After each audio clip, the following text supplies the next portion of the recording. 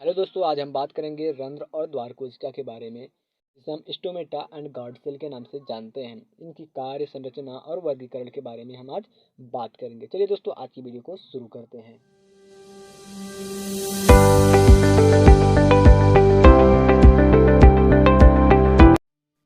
पादप की पत्तियां तथा अन्य कोमल वायवीय भागों की बाह्य त्वचा में छोटे छोटे छिद्र पाए जाते हैं, जिन्हें रंध्र या स्टोमेटा कहते हैं। इस छिद्र के चारों ओर सेम के बीच की आकार की दो द्वार कोशिकाएं पाई जाती हैं। ठीक है, एक चित्र देखिए। मान लीजिए ये कोई आपका पादप है।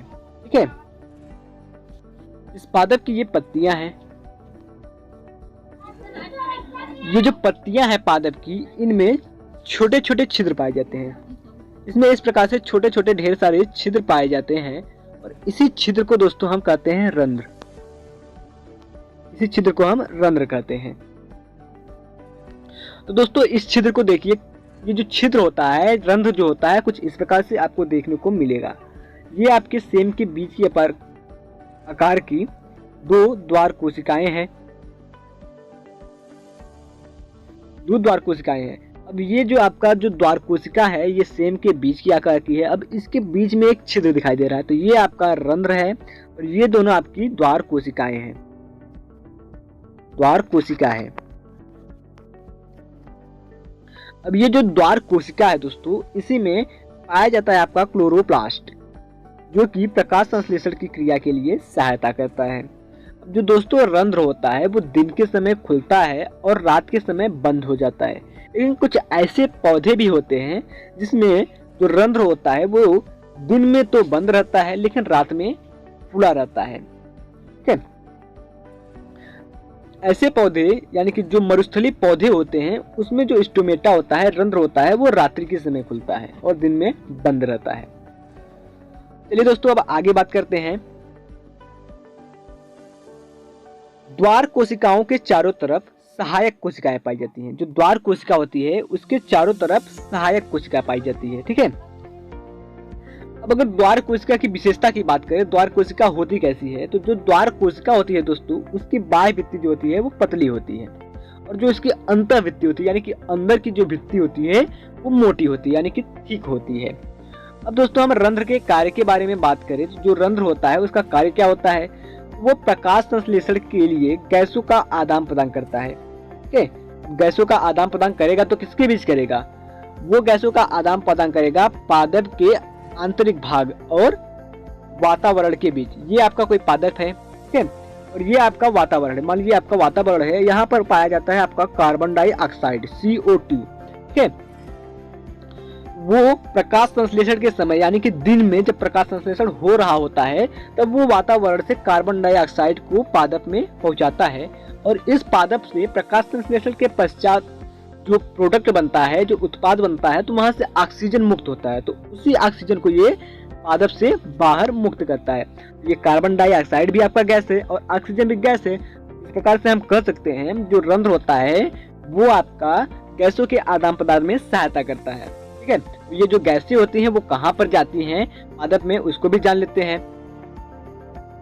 तो रंध्र का प्राथमिक कार्य होता है, यानी कि जो स्टोमेटा होता है, उसका प्रमुख जो कार्य होता है वो पादप के आंतरिक ऊतक, यानी कि जो अंदर कोशिकाएं पाई जाती हैं, कोशिकाओं की समूह पाई जाती है, उसके तथा पर्यावरण में गैसों का आदान प्रदान करता है। हमने आपको अभी बताया कि पर्यावरण में उपस्थित गैस कार्बन डाइऑक्साइड और पादप के अंदर प्रकाश संश्लेषण के बाद जो प्रोडक्ट बनता है ऑक्सीजन और ग्लूकोज। ग्लूकोज तो पौधा अपने लिए रख लेता है भोजन के रूप में और ऑक्सीजन मुक्त कर देता है। तो ऑक्सीजन को बाहर निकालता है और कार्बन डाइऑक्साइड को अंदर ले जाता है। कैसे? रंध्र के द्वारा। अब दोस्तों आगे बात करते हैं पादप जगत में रंध्र का वर्गीकरण, यानी कि जो पादप जगत है उसमें रंध्र किस प्रकार से पाए जाते हैं। दोस्तों, अगर हम बात करें कुछ मुख्य बिंदु की, कवक, शैवाल, मोनोट्रेपा। तो जो मोनोट्रेपा है वो आपका आवृतबीजी पादप है। एक उसके बाद रिक्सिया और मार्केंसिया आदि में रंध्र नहीं पाई जाती है। ठीक है, कवक, शैवाल, मोनोट्रेपा, रिक्सिया, मार्केंसिया, इसमें रंध्र नहीं पाई जाती हैं। अब जो रिक्सिया और मार्केंसिया होती है, इसमें रंध्र के जगह पर पाया जाता है आपका वायुकोष्ठ।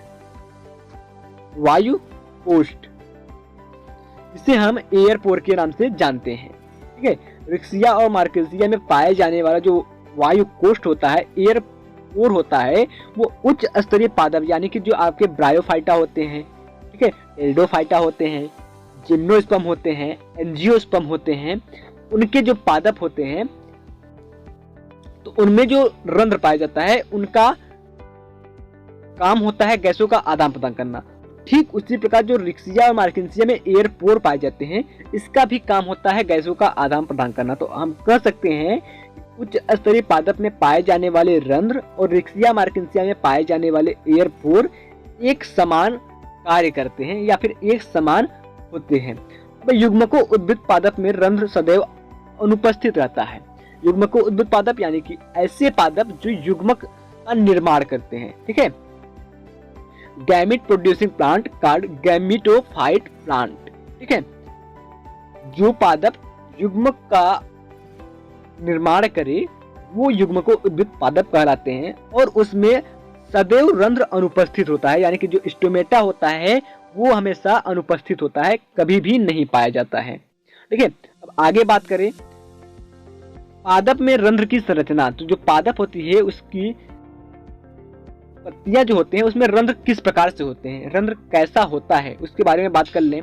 तो दोस्तों जो द्विबीजपत्री पादप होते हैं जिसमें बीज पत्र जो होते हैं उसकी संख्या 2 होती है। अब देखिए द्विबीजपत्री, बीज में बीजों की जो पत्र होती है उसकी संख्या 2 होती है। एक देखिए ये बीज पत्र ये हुआ और दूसरा बीज पत्र आपका ये होगा, ये आपके बीज पत्र है, ये दोनों आपके बीज पत्र हैं।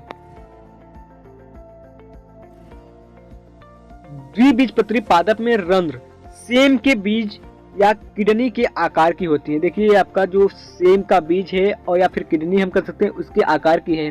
अब इसके बीच में एक छोटा सा छिद्र पाया जाता है। ठीक है, एक जिसे हम स्टोमेटा कहते हैं। ठीक है, अब बात करें अगर हम एक बीजपत्री पादप में जो रंध्र होता है वो बोन शेप्ड होता है, यानी कि हड्डी के आकार का। तो आपकी हड्डी जो होती है कुछ इस प्रकार से दिखाई देती है। इसके आकार का जो आपका रंध्र होता है वो पाया जाता है एक बीजपत्री पादप में, या फिर हम कह सकते हैं डम्ब बेल के आकार का। जो हम जिम करते हैं उसमें जो डम्ब बेल होता है कुछ इस प्रकार से देखने को मिलता है। तो हम कह सकते हैं एक बीजपत्री पादप में जो रंध्र होता है वो बोन के आकार का होता है या फिर डम्ब बेल के आकार का होता है। और द्विबीजपत्री पादप में जो रंध्र होता है वो आपका सेम के बीज के आकार का या फिर किडनी के आकार का होता है। अब बात करें हम रंध्र की स्थिति की, पोजीशन ऑफ स्टोमेटा या फिर लोकेशन ऑफ स्टोमेटा, इसके बारे में बात करें तो जो द्विबीजपत्री पादप होते हैं उसमें जो रंध्र पाया जाता है वो मुख्य रूप से निचली बाह्य त्वचा पर पाया जाता है। ठीक है, जो आपका एपिडर्मिस होता है वो 2 प्रकार का होता है, एक होता है अपर एपिडर्मिस और दूसरा होता है लोअर एपिडर्मिस।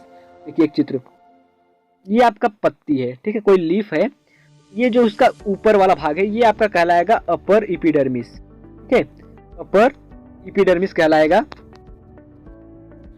और ये जो इसका नीचे वाला भाग है, इसके नीचे वाला दूसरी तरफ वाला जो भाग है वो आपका कहलाएगा लोअर। ठीक है, लोअर एपिडर्मिस कहलाएगा। ठीक है, अपर एपिडर्मिस यानी कि ऊपर बाह्य त्वचा और लोअर एपिडर्मिस मतलब निचली बाह्य त्वचा। तो दोस्तों जो आपके द्विबीजपत्री पादप होते हैं उसमें जो रंध्र होता है मुख्य रूप से निचली बाह्य त्वचा यानी कि नीचे पाई जाती है, पत्ती के निचले वाले सतह पर पाई जाती है।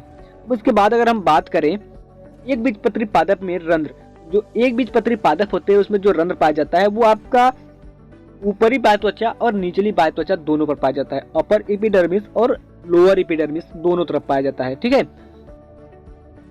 आगे बात करें जलमग्न पादप की। जलमग्न पादप मतलब कि ऐसे पादप होते हैं जो जल के अंदर डूबे रहते हैं, इनका पूरा भाग जल के अंदर होता है, जड़, तना, पत्ती, फूल सब कुछ उनका पानी के अंदर होता है। ठीक है, उन्हें हम कहेंगे जलमग्न पादप। तो जलमग्न पादप की पत्तियों में रंध्र जो होता है वो अनुपस्थित होता है, यानी कि नहीं पाया जाता है। अगर वो पाए भी जाते हैं तो वो कार्यरत नहीं होते हैं, मतलब उनका कोई भी कार्य नहीं होता है, क्योंकि वो पानी के अंदर रहते हैं तो वहां पर पर्याप्त मात्रा में कार्बन डाइऑक्साइड तो मिलता नहीं है, वो गैसों का आदान प्रदान नहीं कर पाते हैं, ना ही पर्याप्त मात्रा में ऑक्सीजन मिलता है, वो गैसों का आदान प्रदान नहीं कर पाते हैं। तो इसलिए जो इसमें रंध्र पाया जाता है वो कार्यरत नहीं होता है, यानी कि उनका कार्य होता है वो नहीं हो पाता है। इसके बाद बात करें जल के तैरने वाले पादप। जो जल होता है उसके ऊपर जो पत्ते पाई जाती हैं, जल के ऊपर जो पत्तियां पाई जाती हैं, जैसे कि कमल। अगर हम कमल की बात करें, जो आपने कमल का फूल देखा होगा तो उसकी पत्तियां जल के ऊपर कुछ इस प्रकार से तैरती हुई देखने को मिलेंगी। ठीक है, ये आपका कमल का फूल है। तो इसकी जो पत्तियां होती हैं दोस्तों, ये फूल के नीचे, यानी कि कमल का जो फूल होता है वो भी जल के ऊपर होता है, और इसकी जो पत्तियां होती हैं कुछ कुछ वो भी जल के ऊपर होती हैं। तो इस प्रकार से अगर हम कर सके तो जो नीचे होता है जल नीचे वाला जो बाह्य त्वचा होता है, वहां पर तो गैसों का आदान प्रदान होना संभव नहीं है। तो इसलिए हम कर सकते हैं, देख पर भी हम बता सकते हैं कि जो रंध्र होता है जल के ऊपर तैरने वाले पत्तियों में, वो आपका पाया जाता है ऊपरी बाह्य त्वचा पर, यानी कि इस तरफ पाया जाएगा आपका रंध्र। आई होप दोस्तों आज का वीडियो आपको अच्छा लगा होगा। तो दोस्तों आप चैनल पर नए हैं तो प्लीज चैनल को सब्सक्राइब कीजिए, बेल आइकन को प्रेस करके